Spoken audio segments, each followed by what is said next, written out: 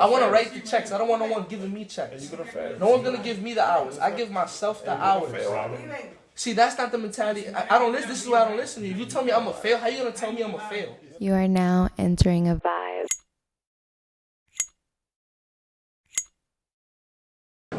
Graduation alert. Graduation alert. Graduation. More motivation. Another day, another dollar, another opportunity to make a difference. Let's get it. Hey, TAPIA, feel like Johnny, TAPIA. TAPIA, move like Johnny, TAPIA. TAPIA, look like Johnny, TAPIA. Something in the Acura, if somebody acting up. TAPIA, feel like Johnny, TAPIA. TAPIA, move like Johnny, TAPIA. TAPIA, look like Johnny, TAPIA. Something in the Acura, if somebody acting up. Senior year was definitely a movie, man. Like, probably the craziest thing I ever encountered in life, at least at that point. But then I graduated college and shit got real, man. Let's just say, you know what I'm saying? Like, if there's anything I could tell you about post-college, it's just the next stage of my life, this transition period where I didn't want to do a 9-to-5 because I've interned probably every summer before graduating, and corporate really wasn't for me. It wasn't what I wanted to do. It wasn't my style. I hated it. I hate when I was in a cubicle, you know what I'm saying? And I'm looking at the clock, waiting for time to like click. I'm like, damn, it's only 11? Like, I'll try to figure out ways to like go to the bathroom, come back, get a coffee, come back, granola bar, chocolate chip cookies. Like, I just couldn't deal with that whole 9-to-5. I wanted to do my own thing. I just didn't know what at the time. And I was helping my close friend Davad. He was starting up his wedding business. What I started noticing is he had no business structure, no model. There was no accounting. There was no finances. There was no anything in that side, no marketing. So I was like, bro, I've done this in school. I studied this, and I've done it with the Snapchat shit. So I have some experience, some hands-on experience, and I had internships that taught me about all this shit. So I was like, bro, let me just take care of this side of the business. You take care of the creative side of the business. And I think together with our work ethic and our ambition, we can make this rock. I think I just researched at least 40 to 50 businesses. And on average, a photography package was $2,500 to $5,000 on average. And I'm like, hold up. So you telling me if we book, let's say at $3,500, we book 30 weddings at 35, that's going to be like 105 bands. And I'm like, wait a minute. This is like selling legal cocaine. Like one wedding is cost so much money, and I'm like, okay.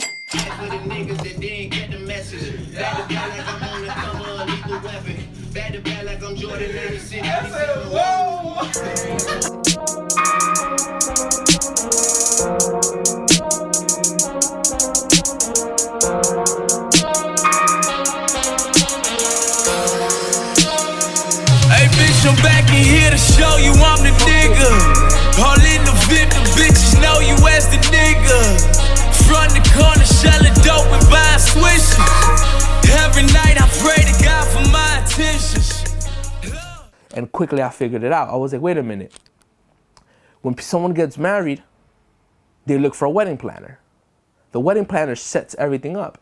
So in my head, I'm like, yo, Dave, all we gotta do is get real close with every wedding planner that we could find. Get close with them, build a relationship, give them a gift, have a dinner with them, you know, just build a relationship with them, because down the line, if they're getting 30, 40 clients themselves, they're gonna recommend us. We get 4 or 5 wedding planners recommending us 5 people, that's 25 to 30 weddings. There it is. They're doing the marketing for us. So I'm like, this is a no-brainer, bro. We could make 100, 200 to even 300K. God forbid we start bringing in video. At the time, I'm not doing video. But there was somebody else that we had, you know, we were scouting for a video person to come in and be the video department. But in my head, I'm like, this is a no-brainer, bro. There's a lot of money in this business. We could do it. You're talented. You're willing to do it. And I'm willing to hustle on this side. We could make chicken, boy. So pretty much that was the vision. That was like, you know, this is what I was preaching to my family. Like, listen, I figured it out. Like, I know y'all disappointed in me, but I'm telling you, with this business model, I feel like we can make a good amount of money. It's gonna be divided into us two, and it's lit. Now, then problems started coming. You know, things started going sour. Me and Devon started bumping heads.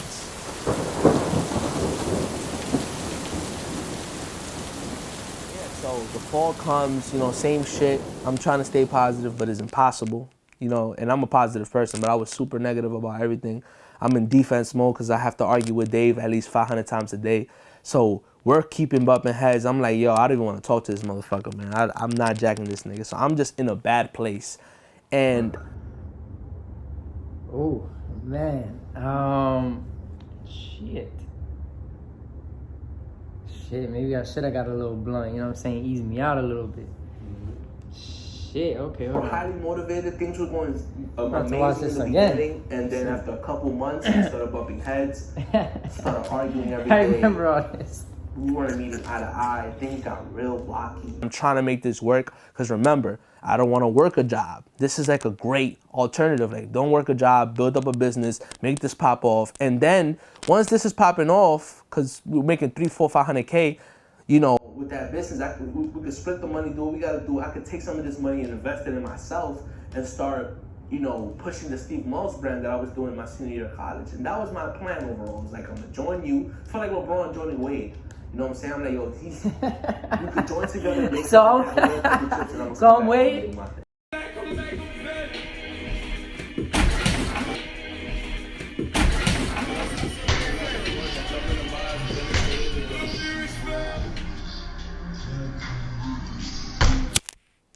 So the holidays come, it's November now. I go home for Thanksgiving, and my family straight up eats me alive.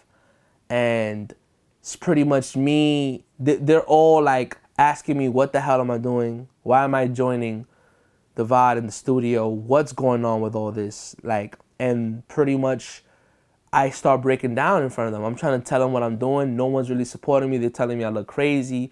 I don't know what I'm talking about. I don't know what I'm doing. At that time, I felt helpless. I'm like, damn, son. Like, I'm already in a negative place, and y'all just bringing me more down.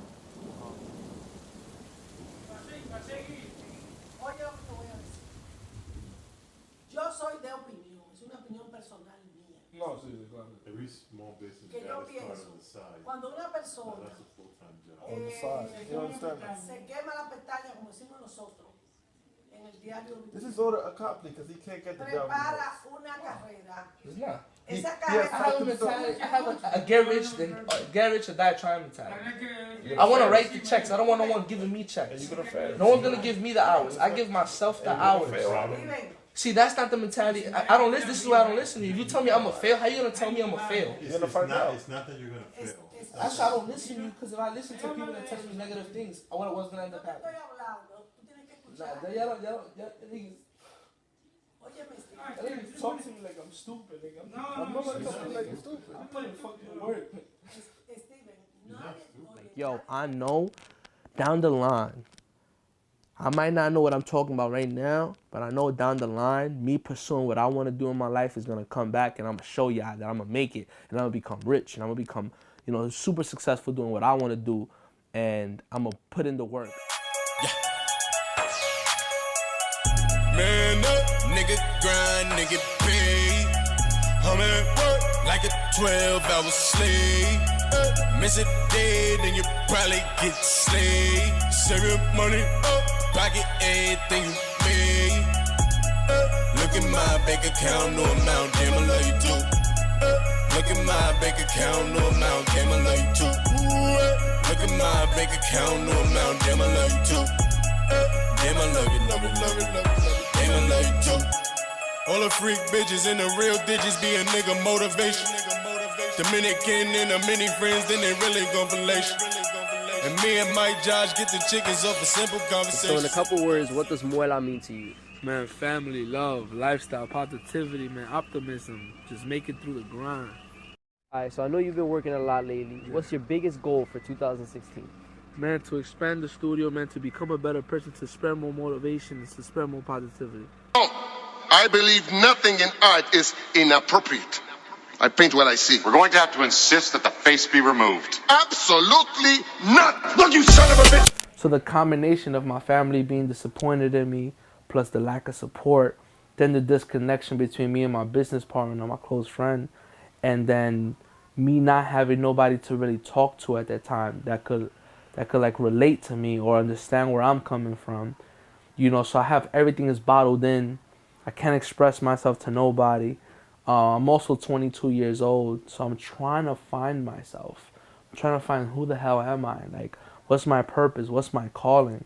What's my career really? Like, I don't understand anything, and I'm at such a low. I'm so empty. It really feels like I'm in like I'm stuck in this black hole.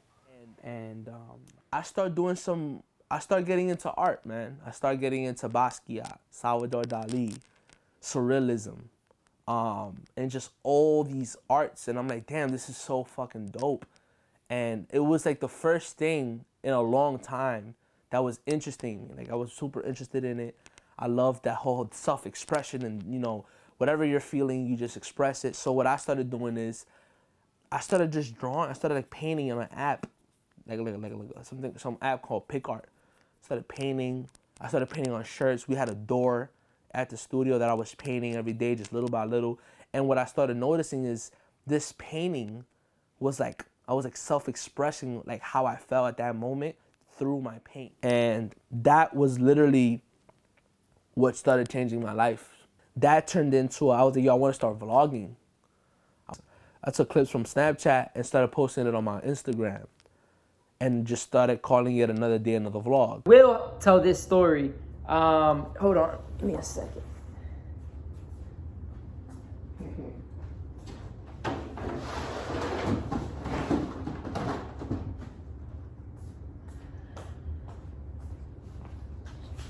Kept this shit in the sock. Hold on. This is a cool little story. But this is the camera that we first bought in the wedding business. It's a G7X, and I would use this to go shoot weddings. I remember I bought it, I went out to shoot a wedding, and I came back, and I was like, yo, Steve, this is the one. I was like, this is the one. And I showed him the footage, and he was just amazed. I think the next day, we bought another one. And he rocked with one, and I rocked with another. And come on, Steve, tell them how this was the first camera you was shooting with, man. G7X. Together. And that was the first like instance of video. You know what I'm saying? That was like my first touches of video, and it was just like me experimenting and me trying to vlog myself and express myself through video. And so now I'm doing video, I'm rapping, I'm painting on shit. I'm just like sort of like slowly becoming this creative. I never won.